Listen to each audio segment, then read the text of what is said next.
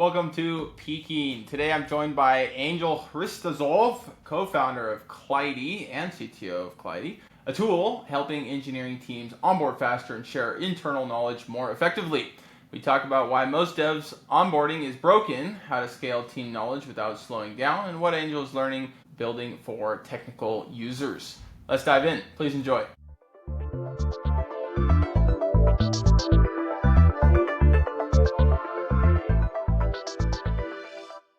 Anguel, welcome to Peking. How you doing today? Hello, Wyatt. Thanks for having me here, man. I'm doing great. How about you? I'm doing well as well. Great day in Colorado. Actually quite hot here. Where are you calling from, or where are you sitting right now? Yeah.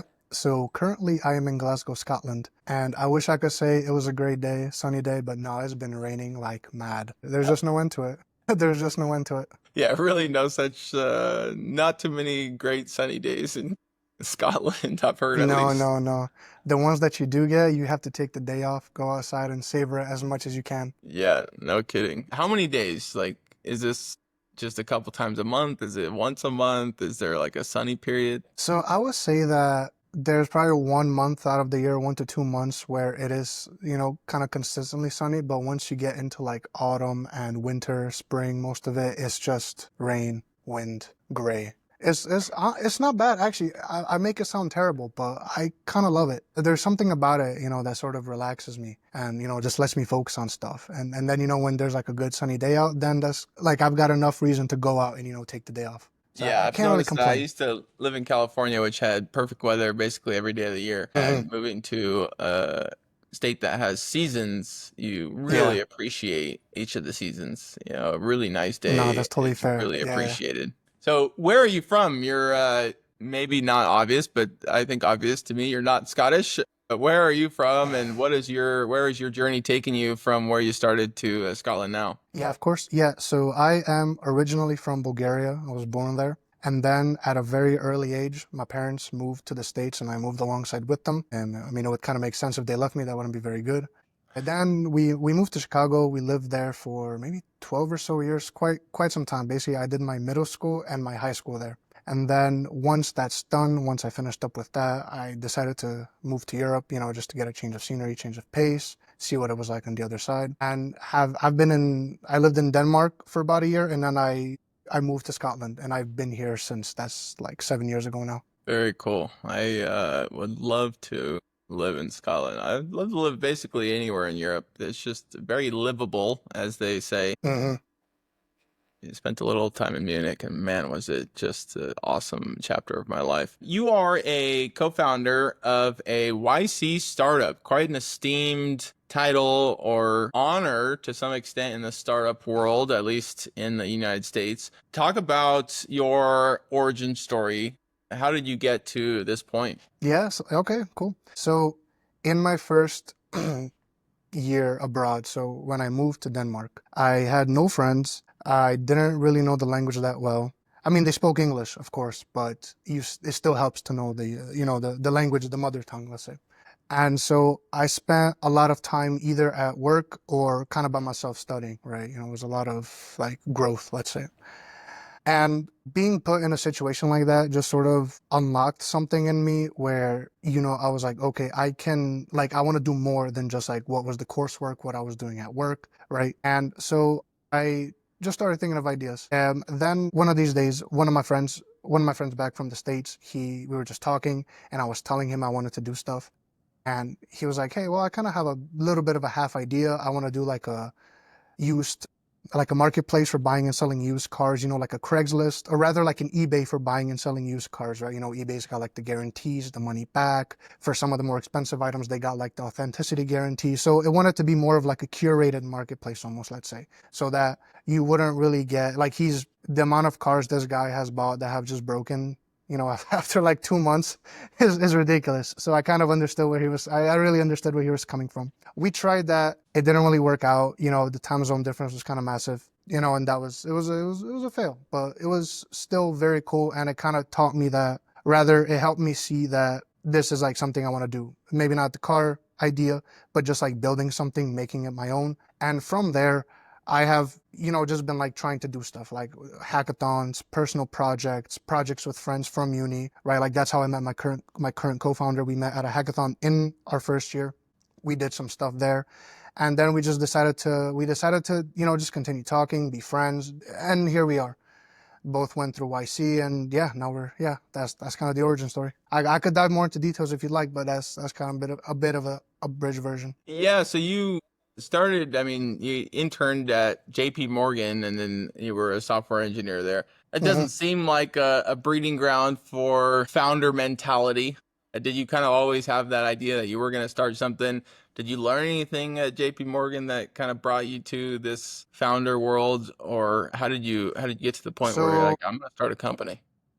no, totally fair question. So if anything, like I learned a lot at JP Morgan, don't get me wrong, but if anything, it kind of reinforced, the resolve within me that at one point I want to do something. And I can't knock the JP time. I learned a lot, right? And both of my managers there were incredibly helpful, incredibly knowledgeable. And I think like actually working there helps now a lot when working with like enterprise customers because right those are kind of the same kind of mentalities and ways of working, right?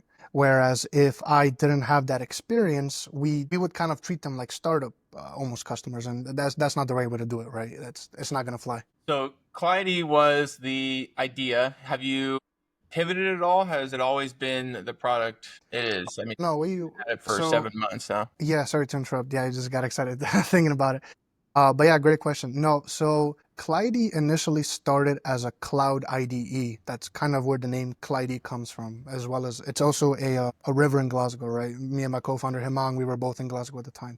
But Clidey is meant to be like a cloud IDE, right? So I'm not sure if you're aware of like Cloud9 or AWS bought it at some point, and now they have their own offering.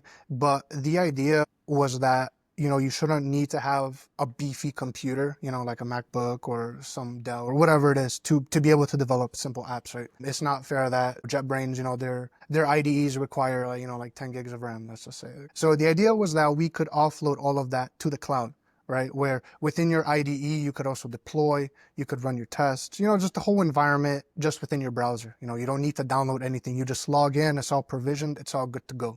But I think that was a bit too grand for us. Second years, sophomores in uni, that was a bit too grand. And while we tried, and even after graduation, it just kind of failed to gain traction. A lot of VCs were like, "No, you guys, that's a little too much. It's a little too risky." And so we adjusted, right? We went from a cloud IDE to more of a DevOps platform, and now IDE itself is building DocuCode. And DocuCode is a way for teams to automatically generate and maintain documentation across all of their projects in their organization.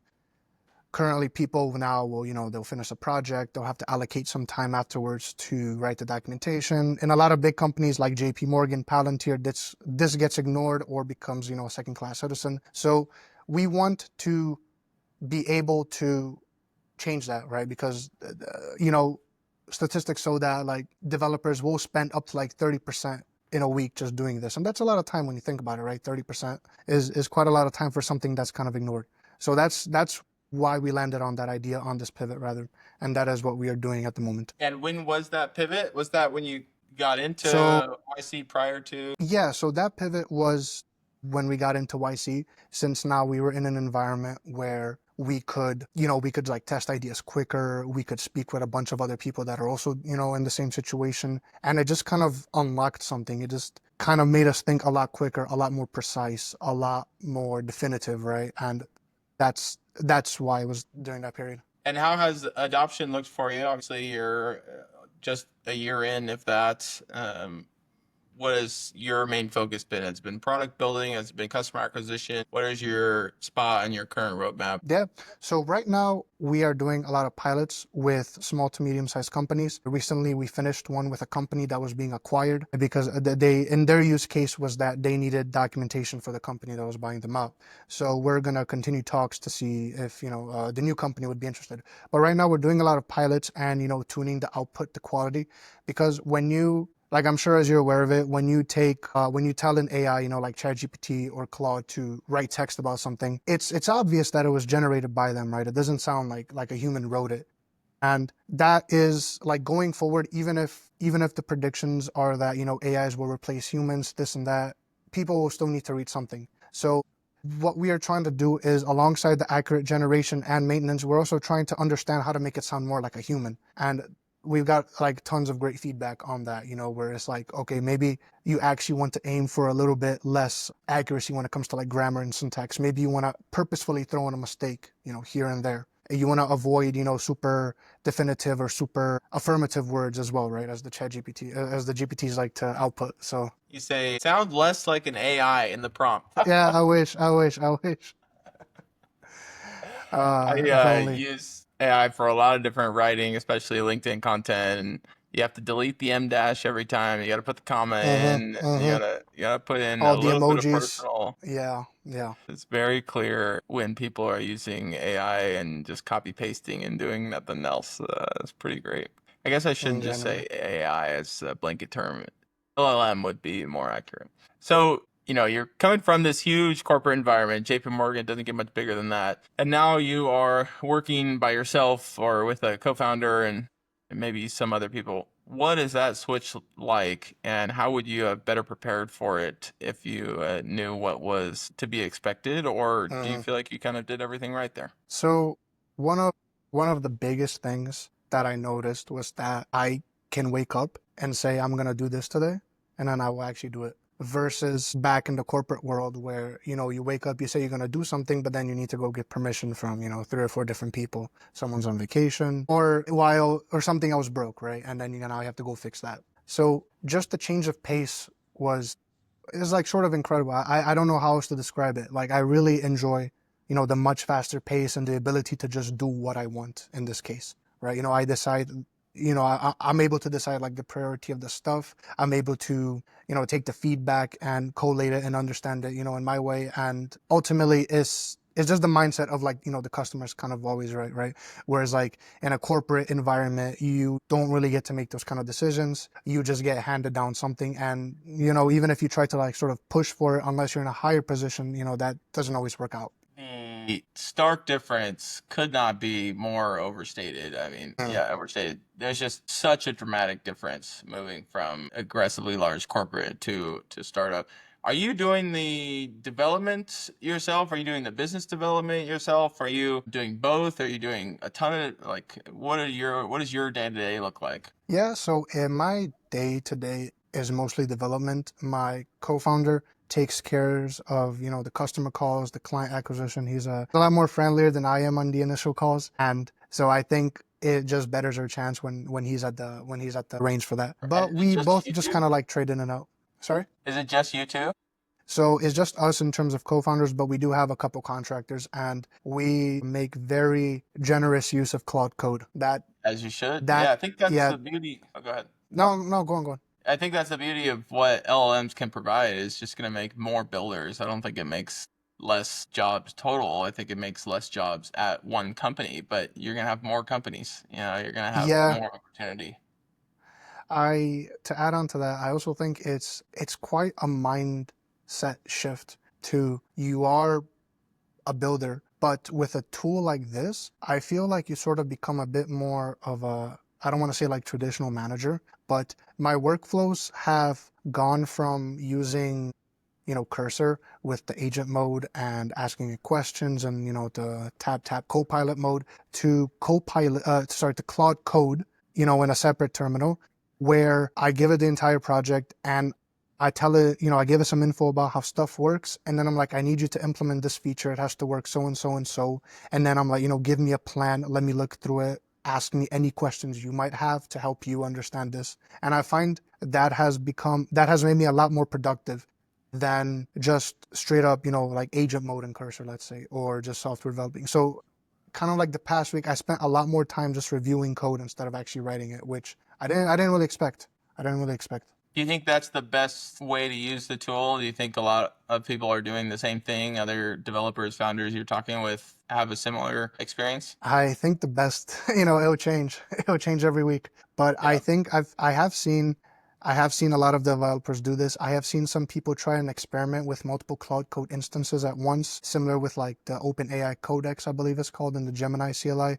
Recently, I came across a tool called Conductor, conductor.build, I think was the website, that you just clone the repo, you tell it what you want it to do, and it will spin up the multiple Cloud Code instances and, communicate with them. So I think I haven't yet tried it out. I've got to download it, but I think if something like that is able to happen where you can have them doing multiple things at once on, different like versions of the software, that I think that might be a big, that might be a game changer. I have yet to try it out though. I can't confirm. How many people do you think you're doing the work of with these tools in comparison to what this would take 4 years ago? I want to say maybe like two or three. I feel like these tools at the moment are at a junior level, like a junior developer level, where at most companies that will be fine, right? Because I'm now kind of in the position where I have to execute fast, but I need to also make sure that, what the code is isn't just, absolute trash. So I find that they're good, 80%, like up to 80% of a task.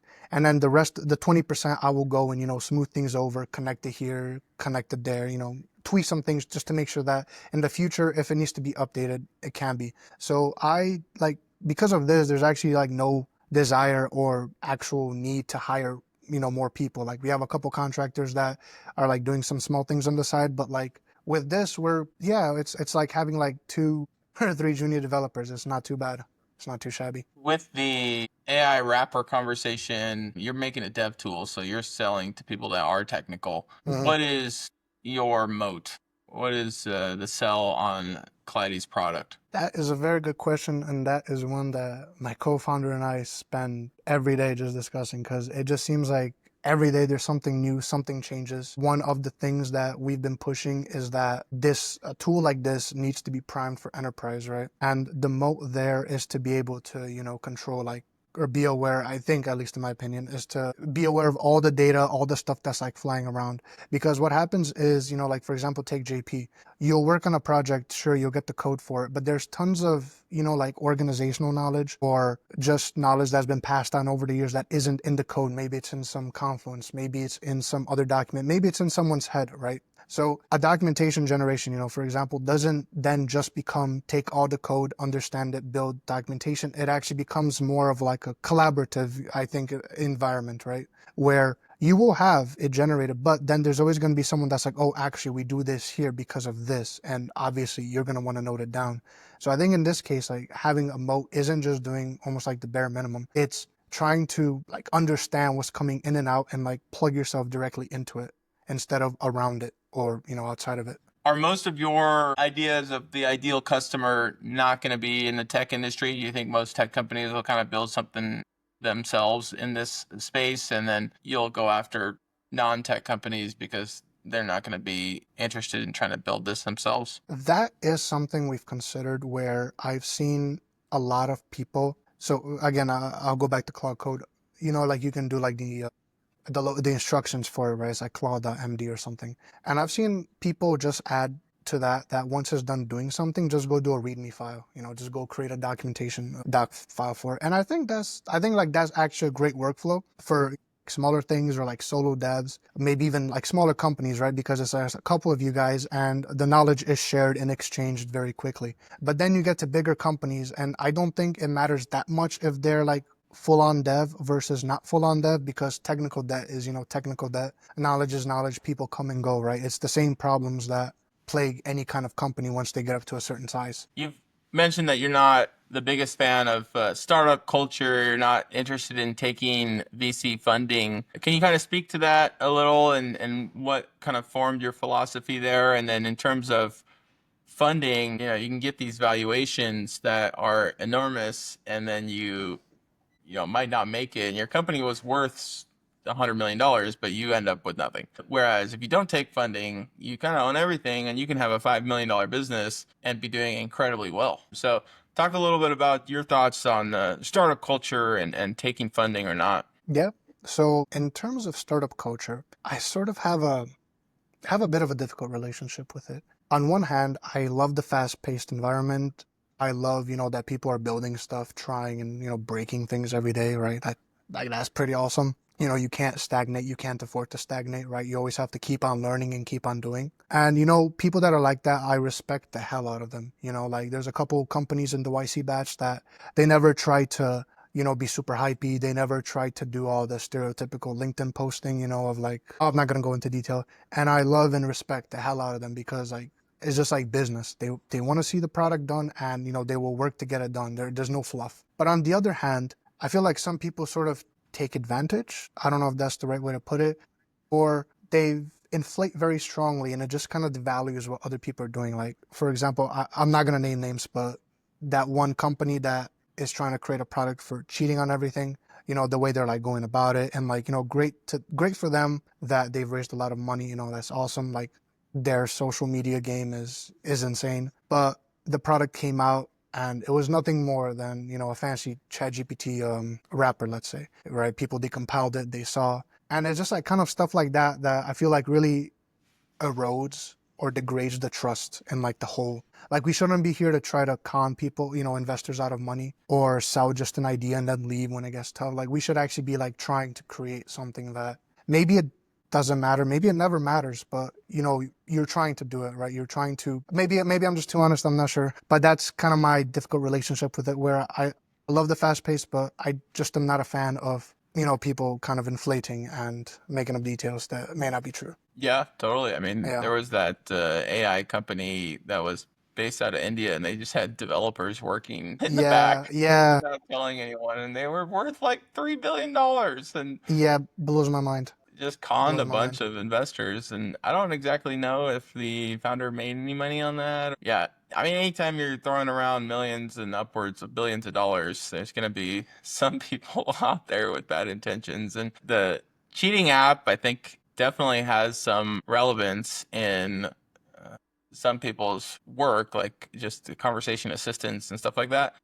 They just jumped onto the most viral aspect of it, Yeah, which yeah, is he rode the wave. Like he got hit by the wave of getting kicked out, and he yeah. rode it as opposed to getting crushed by it. And so I totally understand your perspective. I understand his perspective. Some people like that big media firestorm. They like being in the middle of it. They try to make it as much as possible, make as much of it as possible. And then, there's a lot of people that build behind the scenes. And so I totally hear you and acknowledge the annoyance of social media chasers, people that just are all about the perception as opposed to the reality. And who knows, their company might end up being super useful, super valuable, but they have We'll probably find a out. We'll similar find out. chance as everyone else in the startup world. Yeah, we'll find out. I mean, it's if anything, given this time next year there'll be somebody else, right? It's rinse and repeat almost. Yeah, yeah, it never ends.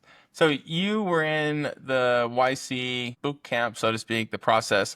Describe what that is. Yeah, so it is basically the biggest thing they try to teach us about is accountability. So every week we have meetings with the group partners, and once a week it will be just my co-founder and them, and then the week after it'll be like a big group and them, right? So we alternate between talking just about ourselves versus discussing with every other company in our group. And these groups were small. They were like maybe 7 or 8. So, it got quite personal. We all got to meet everybody. We all got to hang out, do stuff, right? So you kind of know what other people are dealing with. And like, there's a big chance they're dealing with the same stuff as you. So like that was, in my opinion, like the best part of the whole experience was just kind of being in it. I don't want to say being in the trenches because, we're not at war, but it's just like being held accountable for what you're doing.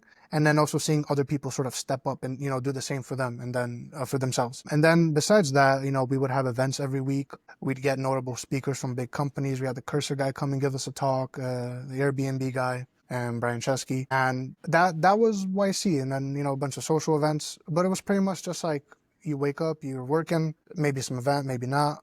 You're just completely focused on the product and nothing else. I won't lie to you, in those 2.5 months, I have no idea what happened in like the rest of the world. No idea. It was actually a bit frightening just how involved it is. That's super cool, actually. I mean, that's what you would like to have more often, probably. Just blinders and less distractions. There's just so many apps and websites and things that are just trying to steal your attention from things that you want to be focused on. And we're kind of a slave to it, and to some extent, Yeah. we can't control it. I used to hire UX researchers for Meta. And Hmm. these are PhDs, they're some of the smartest people in the world, and they're working on how to addict people to stuff. And same thing with Yeah. the sports gambling apps. You're having gambling use the Facebook model to get as many people into this incredibly toxic habit as possible. And we're just supposed to watch that happen. I've Yeah, seen it's people a bit wild. destroyed by It's a bit gambling. wild. Yeah. It's like, No, what are we it's doing? I think it's just part of the growing pains of technology hitting so fast. I think eventually we'll figure it out. I think the tide has kind of turned on the culture of social media. I think most people see it as an overall negative. I think there are, of course, a lot of benefits in terms of connecting people of similar interests mm, and keeping families connected to some extent. But overwhelming popular opinion is that it's bad for you now. yeah, And I I think mean, it's it's going to about come time. around and things figure themselves out. Yeah. At least we could hope. You don't want this dystopian culture of like Wall-E. You No, ever seen no. the Pixar movie Wall-E? Yeah, Everyone's no, that would be something else. That would be yeah, something else if it turned it's out like not that. that far off. I mean, you go on the subway, you go on public transit, everyone's on their phone, and we're maybe 5 years, 10 years away from some type of projection screen from your smart Yeah, yeah. glasses. I mean, once we get to those chairs, that move around for you, that's it. We're done. We're Yeah, done. we're cooked. No, it's did you ever see about your recruitment? Did you ever recruit people that, do like advertisements and stuff like that? Because I feel kind of in the same boat as like social media. It's kind of it feels the same for me in that way too. I don't know your thoughts on that. It became this psychology thing. I think it's Hmm. maybe has always been that, but it doesn't become something about, charisma and how good you are at sales. It's how well do you understand human thinking and how Hmm. people Hmm. respond to stuff. And so you hack that, the human mind is very hackable and you see people fall into things that they know they don't want to be into, but the lures are there, it's Yeah, everywhere. yeah. Like you go on social media or Google, and there's just all of these sex images of scantily clad women, and you can't avoid it. It's just everywhere, and people fall Yeah. into these dark traps, and it's just there. Yeah, that's the worst. Those ads. If you click on a news article, and they have all these ads, and I The have ads are crazy, yeah. I had ad targeting off. Like I don't want Google to know anything about me, so I have ad targeting off. And they still send all these things that are just terrible that I just absolutely don't want to see. So maybe I should turn ad targeting on and maybe I'll You see can't win something that's either way, actually right? useful to me. You But can't every win time I either go way. on Instagram, I see a product that I end up buying. So it's so good. It's like that's exactly what I want actually. No, I can't confirm or deny this. I am forgetting a bit of my history here, but I vaguely seem to remember. Now, again, I would implore you to look this up after you're done. I'm gonna do the same, but I seem to remember reading a book basically saying that like modern advertising is based off the propaganda that was done, that was kind of that was done during World War II, basically. Like modern advertising is branched off of that.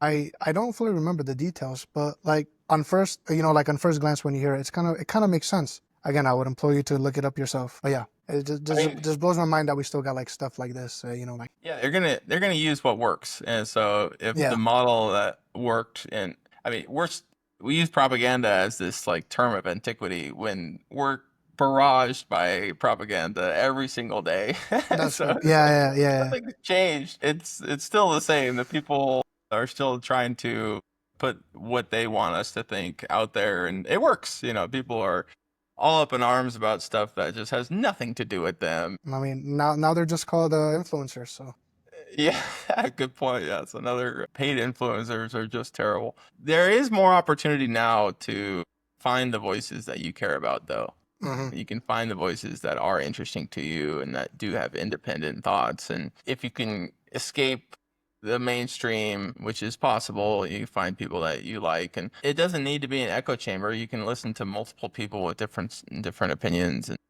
that yeah, ability is more than ever. It didn't used to be that way. It used to be very difficult to get in contact or hear people of very anti mainstream thoughts. Maybe you could have that conversation with a neighbor or a friend, but you wouldn't hear it on the radio. mm-hmm. You wouldn't see it on TV. So that's definitely No, changed a yeah, lot. I do love that aspect. Although I feel not many people sort of recognize that. Yeah, So I like would agree for with that. example, my dad was I'll just tell you a quick story and then we can move on. But for example, my dad was born in Bulgaria during the time, of like the Russian, Iron Curtain, let's call it. And so all the information that was like going in and out was very, like, very tightly controlled, and there just wasn't much coming in and out. And once that fell, once they got exposed to more, like he just tells me just how quickly things changed for the better. People spoke up, people saw different opinions, different ways of like doing stuff. And like to this day, because of like that, I will go and, because he's told me about this a lot, and, it's within me to like go and find, like differing opinions on like the same matter, see what they say, see if they make sense, etc. But then you see a lot of people just lock into one person only, and it's kind of frightening that as easy as it's made it for us to go find, this kind of stuff you talk about, it's equally easy to just pigeonhole yourself into one thing. Yeah, And 100%. it's a wonderful place though. The internet is a wonderful place. I do love it. All this we're talking about it, but I do love it at the end of the day. Yeah, I think it's a overall positive for my life, at least. Yeah. I'm doing things that I never could have imagined that I'd be able to do, and it's only going to get better. I think to some extent, you take personal responsibility for your choices, and you have to avoid the things that try to hook you in that are negative, and you go after the things that you want to do and are positive. And there are barriers you can put in place. Like I have to delete all the apps off my phone that I know I'll use too often, like social media apps. I just deactivated my X account. It's just too much brain rot. I don't need to be up to date of every single world activity that happens up to the very second that it happens. It's just not important. I don't need that. So I'll probably go back to it. I think it's an awesome app. I think it's so useful for bringing conversations to the town square. But when I'm trying to build a company, it's such a distraction.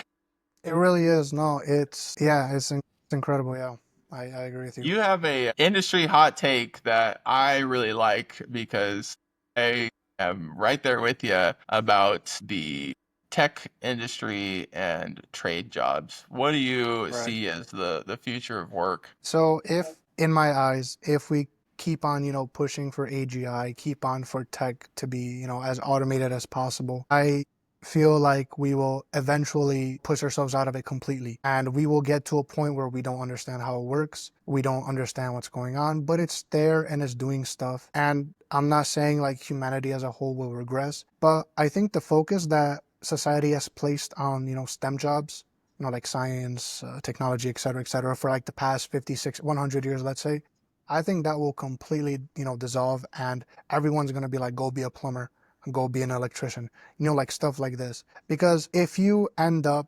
creating, like some tech that at one point people won't understand, you're still going to need to figure out how to maintain it. And I don't know, maybe I've been playing too much, too much Warhammer, but I just feel like trade jobs, stuff like that, people working with their hands is going to make a massive comeback if we keep going down this route. Maybe it'll be for the better, maybe it'll be for the worse, maybe times will be simpler. I'm not sure.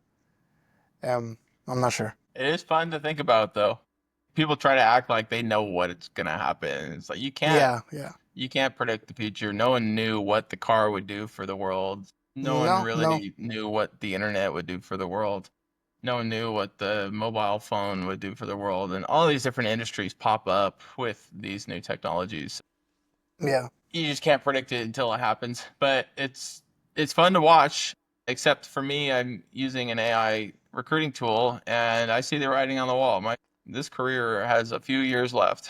It's not gonna last. So I literally have been talking with my brothers, and my brother-in-law is starting to trade together and getting after it. I have enough money in my investment account, my retirement account to be somewhat secure if I can make just enough to pay for daily living. And so it's like, maybe I should explore something else because it really is so good. Like, if there's enough compute and enough dollars you want to spend on credits for contact information, I mean, that's how I reached you. I had a bunch of emails go out to people like yourself, and it's all automated pretty much. It's very easy to put a massive campaign together, and it's not spam, it's relevant. I want to talk to you. I feel like YC founders are happy to tell their story as well, but it's just so fast now. This used to be the job of a lot of people, and you can do it in 5 minutes. And so yeah, it is the trade world. There's so many open jobs. and people aren't filling them. And so I think No, I and totally agree with you there. I think it will make a massive comeback. And corporate jobs just don't have a lot of fulfillment either. If you're not no, building no. something exciting, if you're not building something that you want to use or you think really values the world, most people don't like their job. And so I think I could be wrong, but it seems like blue collar work is very fulfilling because you see the product of your labor more so.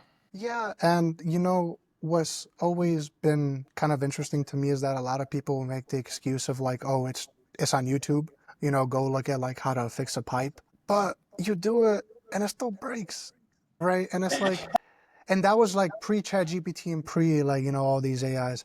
And now I feel like people are gonna have even less of a desire to go and look something up or like really drill down into the details. Where if they're like on ChatGPT and they're like, I can't fix it, and ChatGPT is all affirmative, like it's okay, don't worry about it, then they're just not going to, right? And it's gonna make like stuff like this even more in demand. Maybe that's a little bit of a stretch, but Yeah, I mean, mm, YouTube helps to a certain extent, but it's like a non-developer using Claude. Like, I'm not going to build an incredible tech product if I don't know how to code. I can build the beginning, but I'm going to need someone that knows what they're doing to build yeah, the it's a fair end enough. Yeah, product. Last interesting point that I kind of wanted to cover, your personal interest. You're very interested in wristwatches. How did that start? And what's this about Saddam Hussein? right. Okay, so I'll get to that, but it just started as I was on eBay and I was just trying to find a gift for a friend. I was just looking at various things, and I happened to stumble across watches because I knew they were a watch fan, and I started looking. I'm like, you know what? These aren't that bad.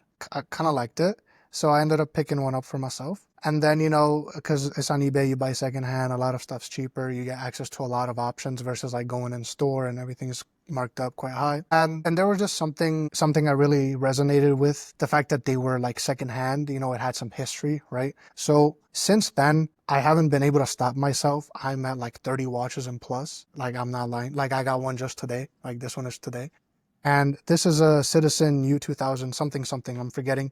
But what I really like about it is that it mixes digital and analog together, right? So I've discovered that a lot of Japanese manufacturers like Seiko, Citizen, maybe Orient to a degree, they have models that are, they have the normal analog hands, but then they'll also have a digital section, right? Where you can see like the time, the alarms, date, and I don't know what it is, but just that mix really, I'm a massive fan of it. So now, yeah, I'm like 30 watches in, 3 boxes deep. It doesn't stop. I did also pick up one of those Casio ring fingers, ring watches. I don't know if you've seen them, but they're pretty much the little ones that like fit on your finger. And it's an actual watch. It's crazy. It's an actual watch. Yeah. I've not seen that. That's Yeah. interesting. I've heard the Aura ring. So about the Saddam. Yes. So I was on eBay and one of the recommended was this beautiful, like all gold Longines or Longines from like the 60s. And I didn't look too into it. But then I'm like, wait, why is there a face on it? What is this face? Because I don't read the description. I just go by picture. And then if I like the picture, I see what it is. I look and I'm like, commemorative, like 1960s Longines, Saddam Hussein edition. I'm like, wait a minute, what? So I look into it, and it is actually him. It is, the man himself, so to say. And I did some research. Turns out that he would commission watches to be made with his face on them to give away as gifts, to like reporters or other, nationals that would come into his country and to his own people, right? Turns out he's not the only leader that did that. You can find you can find watches with like other people, let's say throughout history. And about the watch, it is quite beautiful, and it didn't work whatsoever. And I was like, oh no, what happened? So I took it apart. Like, this is a side note to the hot take. I really enjoy working with watches, taking them apart, fixing them. So I feel like maybe that's anyways, I'll move past that. And so I took it apart and I saw that there was water damage on the movement itself. So I went online, I found a spare part for it. I went to the local watch store and I'm like, how much would it cost to, fix this? Because I didn't want to damage it. And they quoted me like $200, dollars. And I'm like, no, I'm not going to do that here. So I got the watch, I got some parts, some like a screwdriver and I fixed it myself. Took me a day. I almost broke the hands, almost bent the hands, but it works. It's beautiful. I took it to a party as soon as I fixed it. And once they saw it, they wouldn't leave me alone. The guys at the party really got a kick out of it. That is hilarious. Yeah, that's one of the more random ones in my collection of watches. That's quite a piece. Yeah, it's Awesome. that covers a lot of the questions I have just about your story. I think is super interesting. Really excited to see what you can accomplish. Obviously, you're very early on in the journey of building Clidey. What is something that you want everyone to know about Clidey, or maybe just your, ICP, the people that would be interested in a product like Clidey? What do people need to know about it? In general, I just want people to know that if it's a Clidey product and they ever have any issue with it, they can just come to us directly. Because we are genuinely all about the product. Like, we spend so much time, just like trying to understand, like, what do we do here? What do we do there? We get some bad feedback. We try to fix it as fast as possible. Something broke, we fix it, right? It's like my co-founder and I, like, we're trying to create a lasting business. We're not trying to create an exit for us, right? Like a lot of startups will exit 2 to 3 years. People have plans to sell. Like, we don't have plans to sell. Like, we're in it, right? So we will work with people for as long as it takes. We will try to make it just, I know that sounds pretty generic, but it's like, it is genuinely something that, like, I am proud to be doing, like something that I can call myself, alongside with my co-founder. And yeah, like I stand behind it. If there's any issue, we will fix it, and that's what Also, they yeah, I should mean, know. it doesn't need to be complex. Some business lessons stand the test of time, and I think that's one of them.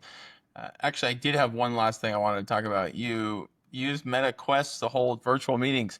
I actually used to do that with my team as well. We would Oh yeah, meet in those meeting rooms, and it really is silly. It's it's so funny. You goofy. get kind of a It's headache yeah. after 40 minutes. Yeah. It's so goofy. Like, for us, the biggest problem is, so the actual, like, Meta meeting room, from Facebook doesn't seem to work. So we have to find alternatives, and they exist. But it's just kind of funny that, like, kind of like the main thing that it's meant for just doesn't seem to work. But it is a lot of fun. We got ours to work. We had the older Quest. I think we had the Quest 2. I haven't tried the Oh, okay, newer one, okay. but Yeah, it it might be like was a three problem. I'm not sure. it was very kind of novel is the It best is, word. yeah. And then it's like, okay, why are we still doing this after like a year? We did it for a year, I think. Mm-hmm, It was a lot of time in VR, but I never did anything else with it. We played like mini golf once. hmm. I did boxing once or twice, but Yeah. it doesn't really have a stickiness to it. I don't know what it No, is. Maybe it just needs to get better. yeah, I think, like, I think just like the hardware does need to improve. I think for what it is, it's pretty great. But Yeah. the games don't do it really for me. Like, I went on a couple games, and it's like all 12-year-olds, and I felt like I was back playing like Call of Duty on Xbox or something. But I feel like one big potential for it is, like, like graphic design, maybe like 3D design. Like, I think, like, like recently I came across like a real-time model that could change your video output to whatever. So it's like, basically, you take like an LLM and you tell it, I want to be looking at this. This is the video, but can you actually turn this into, like, let's say you focus it into your room and you're like, turn this into like a playground, right? Like a park, and it does it in real time. And I was pretty impressed by that. And I feel like with these like headsets, like, you could get to a point where you're just like talking out loud what you want to see, and it'll generate it for you. Well, I'm not sure if it'll ever go in that direction, or if you take even like Neuralink, you can just think of it and you'll see it. Like, I think there is a lot more potential. The hardware just has to get better, and maybe like Yeah. the medium, because the headset is too bulky.